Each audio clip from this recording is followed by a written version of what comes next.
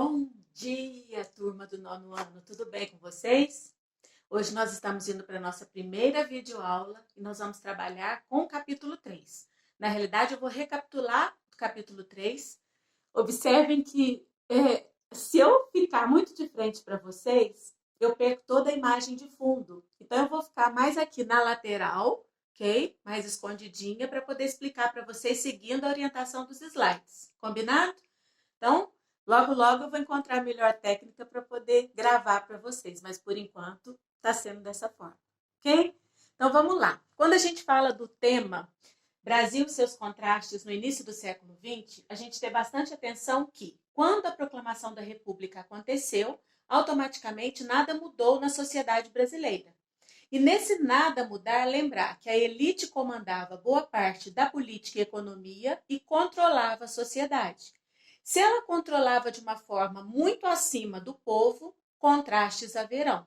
Então, nós vamos trabalhar e recapitular quando temos esse título, A Chegada dos Imigrantes no Brasil.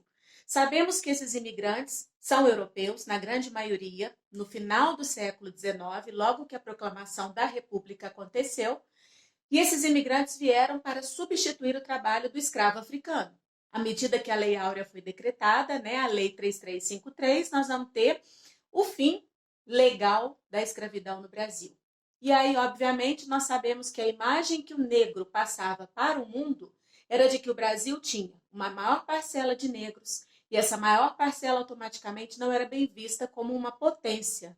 Então, a preocupação de você continuar com o trabalho que era do negro africano na forma da escravidão e agora com ele livre, fazer com que ele se torne assalariado, não pegava bem para a sociedade elitista do Brasil. Por isso a vinda desse imigrante. E aí, basicamente, nessa chegada do imigrante, lembrar que eles chegavam em Santos, no Porto de Santos, ficavam um tempo na hospedaria dos imigrantes e automaticamente o fazendeiro de São Paulo buscava esse imigrante a partir de um sistema de parceria que foi adotado, que era um sistema no qual o fazendeiro ele custeava todas as despesas da viagem para esse imigrante chegar no Brasil, ok? Nas demais regiões do Brasil, por exemplo, no Sul, a maior parte alemães, eles mesmos custearam boa parte da despesa da viagem, beleza? Tá.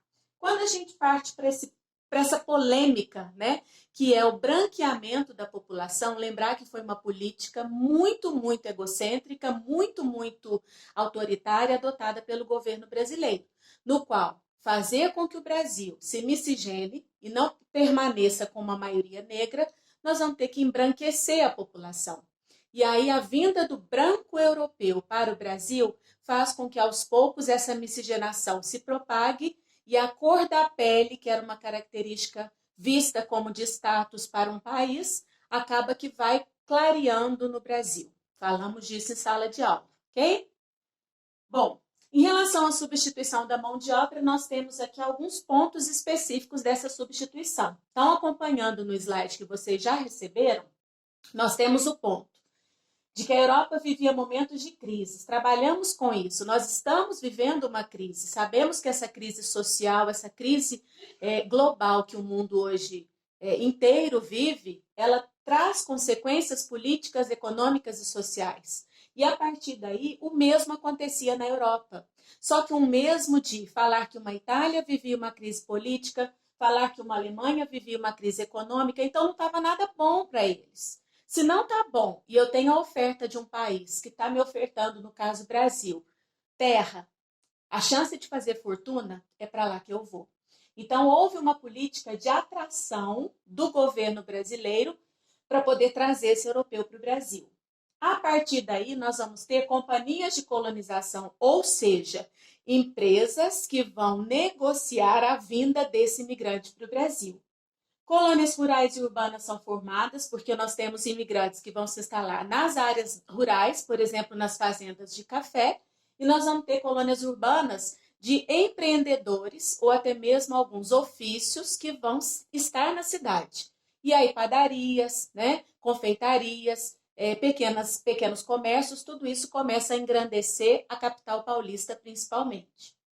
Nós temos aqui a maior parte dos imigrantes que se deslocaram para o Sudeste, boa parte para o Sul, Falei com vocês do sistema de parceria já, que é uma mediação entre governo paulista, somente paulista, com os europeus, especificamente os italianos, onde o fazendeiro custeava a despesa da viagem, porém esse imigrante ao chegar na fazenda chegava, ó, endividado. Lembrar que ele não tinha as ferramentas de trabalho, ele tinha que comprar, lembrar que ele tinha que pagar pela despesa da viagem e automaticamente a gente pode dizer que isso é uma escravidão quase que por dívidas. Bugreiros também citamos sobre chegar no sul, quem chega é o alemão. Ao chegar nas terras sulistas, lembrar que boa parte dos cidadãos que ali viviam eram os nativos indígenas. Se esses nativos já ali viviam e de repente você tem a chegada dos alemães, o confronto vai acontecer, porque o indígena não vai aceitar sair daquela terra facilmente, e aí o governo vai pensar: eu mando o alemão de volta ou eu dou um jeito nos indígenas? O governo resolveu dar um jeito nos indígenas, contratando os bugreiros para exterminar as tribos indígenas da região sul do Brasil e conceder a terra aos alemães. Quando a gente fala dessa questão aqui, eu vou pedir para vocês adentrarem na parte da leitura e aprofundamento, quando então nós sabemos que ainda existem escravidões por dívida, ainda existem os temas de escravidão contemporânea, que são trabalhos análogos à escravidão. Nesses trabalhos análogos à escravidão, depois a gente pode fazer leitura específica do que é considerado um trabalho análogo à escravidão, como, por exemplo, as condições degradantes, tá bem? Aqui nós temos um quadro, nesse quadro é colocando as porcentagens que nós temos dos estados com maior número de escravidão contemporânea, qual atividade, então dei uma olhada lá depois, como identificamos esse trabalho. E nessa primeira parte eu termino com o título, O Início da Industrialização, Barões do Café. Eles tinham dinheiro demais, exportavam café demais. E a partir desse momento, eles então, tendo esse dinheiro, decidem investir na área urbana, especificamente nas indústrias. Essas indústrias eram necessário que tivesse, além da matéria-prima, mão de obra e mercado consumidor. Nós vamos ter então um êxodo rural, ou seja, uma migração do campo para a cidade, para termos esse trabalho abundante na cidade. Eram primeiramente indústrias leves, principalmente indústrias têxteis, e nós não vamos fazer com que o Brasil perca o caráter agroexportador. O Brasil continua nesse grau de agroexportador, ou seja, o pé no barro.